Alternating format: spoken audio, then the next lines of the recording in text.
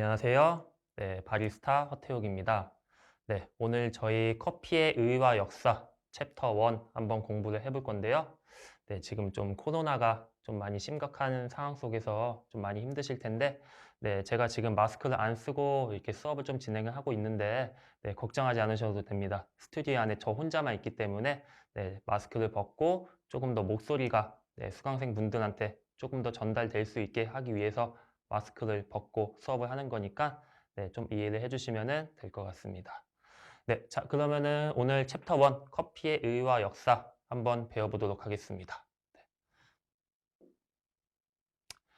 네, 커피가 처음 언제 발견되었는지 혹시 알고 계시는 분 있으실까요? 네, 인류가 언제 처음으로 커피를 접했는지에 대해 정확한 기록은 없으나 네, 이에 관해 몇 가지 전설이 있는데 그중 3대 전설이 에티오피아의 칼디의 전설, 아라비아의 세이크 오마르의 전설, 마호메트의 전설 이렇게 세 가지 전설이 있습니다. 이 세 가지 전설 중에서도 네, 에티오피아의 칼디의 전설이 그나마 사람들한테 가장 널리 알려져 있고 시험에도 많이 나오는 문제이니까는 에티오피아의 칼디의 전설 좀 기억을 해두시면 좋으실 것 같습니다. 자, 그러면 에티오피아의 칼디의 전설이 어떤 건지 한번 알아보도록 할게요. 네, 에티오피아의 칼디의 전설. 네, 7세기경 에티오피아의 카파, 지금의 진마시의 이슬람 사원에 염소를 치는 소년 칼디가 살고 있었다. 어느 날 기르고 있던 염소들이 주변에 있던 빨간 열매를 먹은 후 밤이 되어도 잠을 자지도 못하고 흥분에 날뛰는 것을 보고 자신도 그 열매를 따먹어 보았더니 신기하게도 정신이 맑아지면서 피곤함이 가시고 기분이 좋아지는 경험을 하게 되었다. 네, 이렇게 되어 있습니다. 네, 지금 사진 속에 보시면은 이렇게 에티오피아의 목동 칼디가 있는데요. 그 주변에 이렇게 염소들이 있습니다. 네, 어느 날 에티오피아의 칼디가 자기가 기르고 있던 염소들이 주변에 있던 빨간 열매를 따먹고 네, 신기하게 네, 정신이 맑아지면서 이게 춤을 추고 있는 거예요. 춤을 추고. 네, 그래서 에티오피아의 목동 칼디와 염소들이 함께 네, 커피 지금으로 말하면 커피 체리죠. 커피 체리를 먹고 네, 이렇게 기분이 좋아지고 이제 이렇게 춤을 추는 그림을 이제 나타낸 겁니다. 네, 그래서 에티오피아의 칼디의 전설 네, 시험에 많이 나오니까는 꼭 기억해 두시고요. 네, 그 다음 전설 한번 넘어가 보도록 하겠습니다. 네, 아라비아의 세이크 오마르의 전설. 네, 1200년경 아라비아의 사제였던 오마르가 어느 날 산에서 길을 잃었는데 배가 너무 고파 새가 쪼아먹던 빨간 열매를 먹게 되었다. 이때 오마르는 활력을 되찾게 되었고 이 열매의 효능을 알게 되었는데 이후 오마르가 이 열매를 사람들의 치료에 이용하게 되면서 열매가 널리 알려지게 되었다. 네. 그래서 지금 보시면은 이 열매가 커피 열매가 치료에 이용이 되었다고 합니다. 그래서 저는 커피 열매가 이제 저희 현대 사회에서는 이제 거의 음료로 이렇게 활용이 되고 있는데 예전에 처음 발견되었을 때는 이제 음료보다는 치료나 종교적인 행사, 약용 이런 식으로 많이 커피를 이용을 했다고 합니다. 네, 그 다음 전설 한번 넘어가 보도록 할게요. 네, 마호메트의 전설. 마호메트는 이슬람교의 창시자이자 예언가입니다. 한 도시에 이름 모를 심각한 역병이 돌게 되었고 그 역병은 널리 퍼지게 되면서 마호메트 또한 역병에 걸리게 되었습니다. 그렇게 그는 역병으로 시름시름 앓고 있던 어느 날 마호메트의 꿈속에 천사인 가브리엘이 나타나서 커피를 보여주며 효능과 쓰임새를 알려주었다고 합니다. 꿈에서 깬 마호메트는 꿈속에서 가브리엘이 알려준 커피를 찾게 되었고 가브리엘이 알려준 방식으로 커피를 마신 후 마호메트는 역병이 치료되어서 건강을 되찾았다고 합니다. 그래서 저는 지금 이 마호메트의 전설 이거를 읽으면서 좀 요즘 드는 생각이 저희 좀 코로나 때문에 많이 힘든데 네, 이 코로나도 이제 한 번에 좀 나을 수 있는 그런 열매가 좀 있었으면 하는 그런 바람이 있는데 옛날에는 네, 이렇게 역병이 돌았을 때 커피 열매가 네, 치료에 이렇게 도움이 되었다고 하네요. 네, 자, 그러면은 저희가 지금 커피, 네, 커피숍, 카페 이렇게 얘기를 하는데 이 커피라는 말이 언제 이렇게 어원이 되었는지 한번 알아보도록 하겠습니다. 커피라는 말의 어원은 에티오피아의 카파에서 유래되었다. 아라비아에서 카와 와인의 아라버로 터키에서 카흐베를 거쳐 유럽에 건너가 프랑스에서 카페로 불리게 됩니다. 17세기 초 유럽에서는 아라비아의 와인으로 부르기도 하였으며 1650년경 블런트경이 커피라 부른 것이 계기가 되었다고 합니다. 그리고 커피가 문헌에 처음으로 등장한 것은 900년경 아라비아 의사 라제스에 의해 커피를 분차 또는 분첨으로 기록되었으며 그 당시에는 커피가 지금처럼 음료로 사용된 것이 아니라 약용이나 종교 의식에서 주로 사용되었습니다. 네, 아까 전설에서 얘기했듯이 음료로 사용된 것보다는 약용이나 종교 의식에 주로 커피를 사용을 했다고 합니다. 네, 자, 지금 이렇게 사진, 그림 하나가 있는데 커피가 음료로 애용된 것은 이슬람 문화권에 의해서이다. 이슬람은 술을 마시는 것을 금했기 때문으로 커피가 이를 대체하게 되었으며 그 당시 이슬람권을 지배했던 오스만 티르크 제국, 지금의 터키에 의해 음료로 자리매김하게 됩니다. 자, 이슬람 문화권에서는 이제 술을 마시는 것을 이제 금했기 때문에 그것을 이제 커피로 대체를 했다고 하는데요. 저희 주변에서도 참 그런 사람 많은 것 같아요. 저 주변에서도 담배를 끊기 위해서 커피를 대체하시는 분들도 많고 술을 못 먹으니까 술자리보다는 그냥 카페에서 이렇게 오손도손 얘기하는 그런 사람들도 많은데 예전에도 이렇게 술을 좀 금해가지고 커피를 마시는 문화가 형성이 되어서 지금 저희한테까지 이렇게 넘어온 것 같습니다. 네, 커피의 전파. 커피는 아라비아 상인들과 무역을 하던 베니스 무역상들에 의해 유럽에 최초로 소개되었다. 커피가 전파된 초기에는 이슬람 교도들이 즐겨 마신다는 이유로 배척되기도 하였으나 교황 클레멘트 8세가 커피를 먹어본 후 1605년 커피의 세례를 해준 것이 유럽에 널리 퍼진다는 계기가 되었습니다. 그래서 이슬람 교도들이 즐겨 마신다는 이유로 커피가 참 배척이 되었다는 게 좀 신기하기도 하고 교황 클레멘트 8세가 이제 커피를 먹어본 후 커피에 세례를 주면서 이제 유럽에 널리 퍼지게 되었다고 하고요. 네, 그럼 이제 각 나라에서 언제 커피가 들어왔는지 한번 알아보도록 하겠습니다. 네, 이탈리아. 1616년 이탈리아의 베니스 무역상들에 의해 커피가 베네치아에 소개되었고 1645년 베네치아에 최초의 커피하우스가 문을 열었다. 1720년에는 베네치아에서 가장 번화한 산 마르코 광장에 카페 플로리안이 문을 열었는데 현존하는 가장 오래된 카페로 기록되어 있다. 네. 그래서 카페 플로리안이 이제 현존하는 가장 오래된 카페로 기록이 되어 있습니다. 그래서 시험 문제에서도 많이 나오니까는 카페 플로리안은 가장 오래된 카페 이렇게 기억을 해두시면 좋으실 것 같고요. 그 다음 영국입니다. 영국. 1650년 영국 옥스퍼드의 유태인 야곱에 의해 최초의 커피 하우스가 개장하였고 1652년에 런던의 커피 하우스가 개장하였다. 영국의 커피 하우스는 우체국의 역할과 증권거래소, 상품거래소, 공론의 장의 기능을 수행하였는데 로열 소사이어티 왕립학회가 옥스퍼드 타운의 커피 하우스에 결성되어 현존 최고의 사교 클럽으로 발전하였다. 사교 클럽. 저희도 뭐 카페, 커피숍에서 많은 분들하고 사교, 친목, 도목 많이들 가지죠. 그 다음에 프랑스. 1669년 파리에 커피가 소개되었고 1671년에 최초의 프랑스 커피하우스가 마르세유에 문을 열었다. 진정한 의미의 커피하우스는 프로코프 콘델리에 의해 1686년 파리에서 오픈한 카페 프로코프였는데 오픈 후 저명 시인과 극작가, 배우, 음악가들이 출입하는 지식인들의 살롱으로 자리 잡았다고 합니다. 그 다음 네덜란드.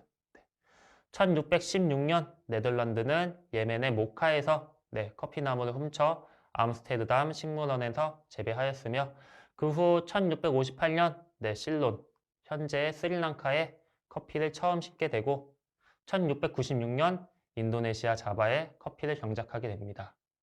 몇 년 후 네덜란드는 식민지는 유럽의 주요 커피 공급처가 됩니다. 그래서 이제 예멘이라는 거 잘 기억을 해두시고 그다음 미국. 미국은 영국의 식민지로 차를 주로 마셔왔으나 미국 독립의 계기가 된 후 보스턴 차 사건 이후 커피를 마시게 되었다. 1668년에 미국에 커피가 소개되었으며 뉴욕, 필라델피아 같은 동부 지역의 커피 하우스가 문을 열게 됩니다. 저도 어렸을 때는 이제 좀 카페에서 판매하는 커피보다는 저희 부모님도 인스턴트 커피를 참 많이 드셨거든요. 근데 이 미국이 우리나라 인스턴트 커피가 발전할 수 있는 그런 어, 시발점이 됐다고 얘기를 해야 될까요? 저희 좀 아픈 역사이기는 한데 6.25 전쟁 때 이제 미군들이 주도를 하면서 이제 미군 군수용품을 이제 많이들 이제 사용을 했는데 그때 인스턴트 커피가 조금 널리 퍼졌다고 합니다. 그래서 이렇게 미국이 우리나라 인스턴트 커피에 이제 조금 시작점 역할을 했다고 저 봐도 좀 무관할 것 같고요. 그다음 브라질.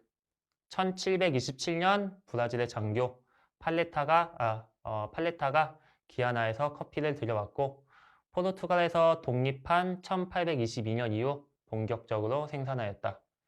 20세기 초인 1930년대에는 전 세계 커피 생산량의 70% 정도를 생산하기도 했으며 현재까지도 커피 생산량이 가장 많은 국가의 위치를 유지하고 있다. 브라질 하면은 뭐 삼바의 나라, 축구의 나라 이렇게 알고 계실 수도 있는데 제가 또 다르게 생각하는 것은 좀 커피의 나라라고 좀 생각을 해도 될 것 같습니다. 그래서 브라질에서 이제 커피 생산이 아라비카와 로부스타 종이 정말 독보적으로 많이 생산을 하고 있고요. 그리고 커피 또한 소비하는 양도 정말 어마어마하다고 합니다. 그래서 2019, 2020년대 1년 동안 이제 커피 소비량을 이제 한번 봤는데 이제 가장 많이 소비하는 나라가 유럽 전체 국가이고 그 다음 2위가 미국, 그 다음에 이제 3위가 브라질이라고 합니다. 그래서 브라질은 커피의 나라라고 봐도 참 무관할 것 같네요. 그 다음 이웃나라 일본이네요. 일본은 에도 시대에 커피가 다른 여러 서양 문물과 함께 전파되었다는 설이 유력하며 1854년 미국의 요구에 굴복하여 여러 항이 개항된 후 외국인 체류자를 상대로 한 카페가 생겨나기 시작했습니다. 태평양 전쟁 이후 미국 문화의 영향으로 커피 하우스가 여러 곳에서 생겨났습니다. 미국 문화, 저희도 미국 문화로 인해 인스턴트 커피가 많이 사람들한테 알려져 있죠. 자, 그럼 우리나라에서는 언제 커피가 들어오고 누가 처음으로 커피를 마셨을까요? 제가 이렇게 많은 수업을 하다 보면은 제가 언제 커피가 들어왔는지는 제가 질문을 안 던지는데 누가 처음으로 커피를 마셨을까요? 이 질문은 좀 많이 던집니다. 좀 많이 던지는데 거의 대부분 누가 커피를 처음 마셨는지 알고 계시더라고요. 그래서 보시면은 저희 고종 황제님이 커피를 처음 드셨다고 합니다. 우리나라에서. 자, 그러면 이 고종 황제님이 언제 커피를 이제 처음 즐겨 드셨는지, 처음 접하게 되었는지 한번 알아보도록 할게요. 1895년 8월 20일 을미사변이 일어납니다. 새벽 일본의 공권력 집단이 서울에서 자행한 명성황후 살해 사건이죠. 저희한테 참 안 좋은 사건인데 이 명성황후가 이제 시해된 이후 을미사변 이후 일본군의 무자비한 공격에 신변의 위협을 느낀 고종과 왕세자가 1896년 약 1년간 러시아 공사관으로 임시 피신을 떠나게 됩니다. 그곳에 머물 때 러시아 공사 외배들을 통해 우리나라 최초로 커피를 마셨다고 전해지고 그 후 고종은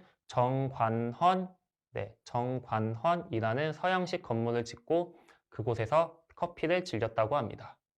당시 커피를 서양에서 들어온 국물이라 하여 양탕국이라고 불렀다고 합니다. 네.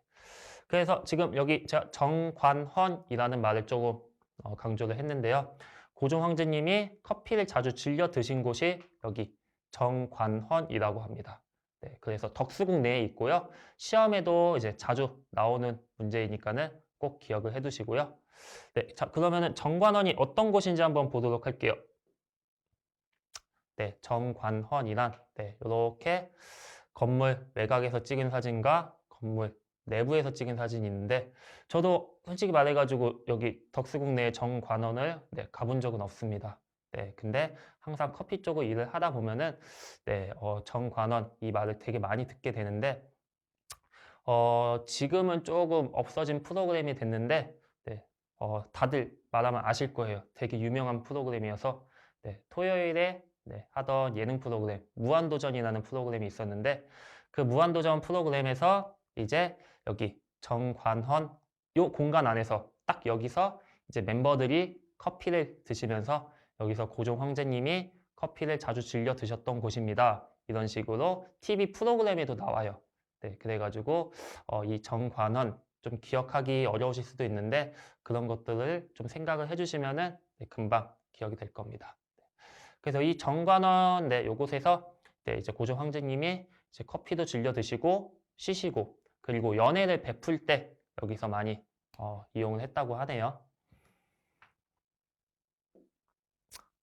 자, 그럼 우리나라 최초의 커피하우스는 어디일까요? 네, 요것은 많이 모르시는 분들 되게 많아요. 네, 근데 이것을 한번 알아보면은 손탁 호텔이라고 합니다. 네. 자, 여기가 이제 손탁 호텔 이제 건물이고요. 지금은 없어졌습니다. 지금은 건물이 사라지고 없어졌습니다. 손탁이라는 독일 여성이 1902년 손탁 호텔을 건립했는데 우리나라 최초의 커피하우스로 알려져 있습니다. 네.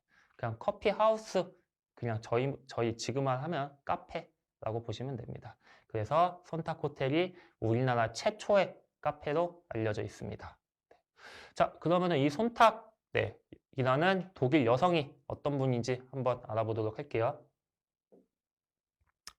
네, 여기 지금 사진에 보시면은 이렇게 빨갛게 자, 그어놨는데 이분이 손탁 여사라고 합니다. 독일 출신으로 명성황후의 남다른 총애를 받았던 손탁 여사가 고종으로부터 하사받은 정동의 가옥을 헐고 세운 손탁 호텔 1층에 조선 최초의 커피숍인 정동 구락부가 들어섰습니다.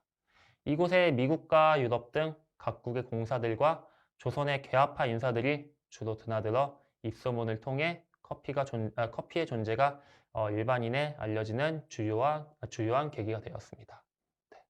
그래가지고 이 손탁이라는 여사 덕분에 우리나라 최초의 커피하우스가 이제 설립이 되고 이로 인해서 지금 저희 참 카페 많아졌잖아요. 네, 그 영향을 참 많이 받았다고 저는 생각을 하고 있습니다.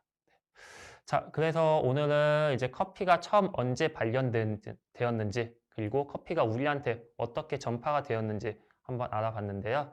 네, 이렇게 커피 역사에 대해서 알아보고 난 이후에는 이렇게 해서 우리가 지금 이렇게 커피를 많이 먹고 이래서 커피가 우리에게 많이 접해져 있구나. 이런 계기가 되었구나. 이렇게 알아두시면 될 것 같습니다. 네, 그럼 오늘 챕터 1은 여기서 마무리를 짓고요. 그 다음 시간 챕터 2로 인사를 드리도록 하겠습니다. 네, 그동안 수업 듣느라 고생 많이 하셨습니다.